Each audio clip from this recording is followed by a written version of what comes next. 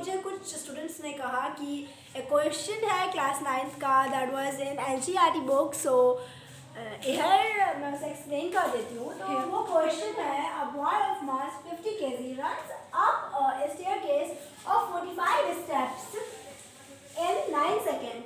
If the height of each step is 15 centimeter, find his power.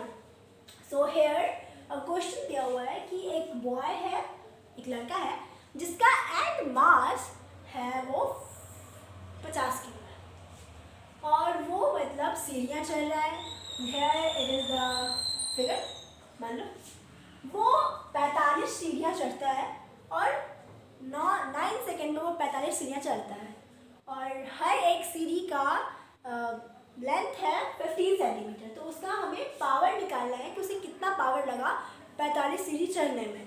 तो hair हम बता दें कि सॉल्यूशन में सबसे पहले मैं बता दूं कि वहाँ पे मास दिया हुआ है, वेट नहीं दिया हुआ है, तो अगर आप मास के फॉर्मूला से लगाएंगे तो आंसर नहीं आएगा। सो हेयर हम पहले वेट निकालेंगे। एज वी नो दैट कि वेट एक फोर्स है जो कि अर्थ हमारे ऊपर लगाता है, एक्सर्ट करता है। तो हेयर हम पहले वेट निकालेंगे। तो वेट फोर्स है तो फोर्स इज इक्वल टू, जाहिर सी बात है, mg यानी कि मास इनटू ग्रेविटेशनल फोर्स। तो यहाँ पे m दिया हुआ है यानी कि 50 kg और ग्रेविटेशनल फोर्स हमारा बुक में दिया गया है 10 मीटर पर सेकेंड स्क्वायर। तो हम वही लगा के चलेंगे। तो यहाँ पे weight is equal to mg यानी कि 50 इंटू 10 तो हो जाएगा 500 न्यूटन। मैंने फोर्स का यहाँ पे यूनिट लगाया है। तो यहाँ पे टाइम जैसे कि दिया हुआ है 9 सेकेंड, तो हम 9 सेकेंड को लेकर सबसे पहले इसका पावर निकालेंगे।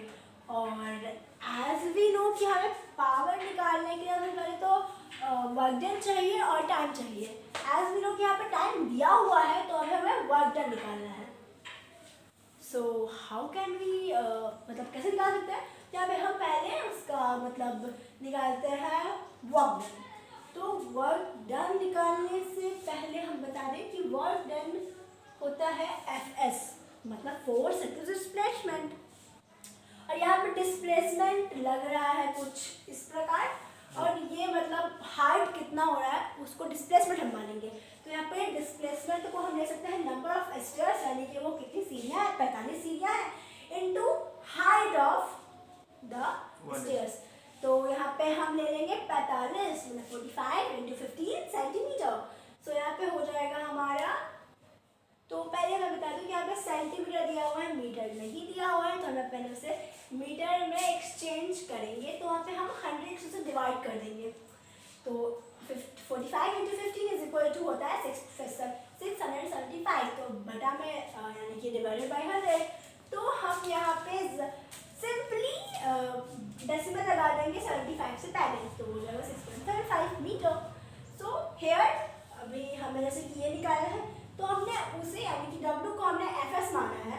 तो Fs यानी कि mg F हो गया और S मतलब h, तो 500 and the height is 6.75 meter और बाई में t है तो इसीलिए हम लोग इतना बटा 9 कर देंगे। अब 9 से हम 675 को कैसे काटेंगे? तो 6 पॉइंट था तो मैंने पॉइंट डालने के लिए बटा में 100 कर दिया है। देखिए जैसे कि पॉइंट के बाद जितने भी नंबर होते हैं वैसे उतने जीरो डाल दिए जाते हैं नीचे, ये आपको पता है, ये मुझे मालूम है। तो हम इसे कट कर देंगे बाइनरी की टेबल से और उसके बाद इन दोनों का मल्टीप्लिकेशन यानी कि 75 इंटू 500 तो हो जाएगा 375 तो बाई में जैसा कि यहाँ पे 100 दिया हुआ था तो हमने 100 लगाया और यहाँ पे हमने पॉइंट डाल के कर दिया है 375 watt. And what is the unit of power? तो इस प्रकार हम इसे इजीली बना सकते हैं। आप भी एनसीईआरटी बनाइए और 9th क्लास को फाड़ दीजिए।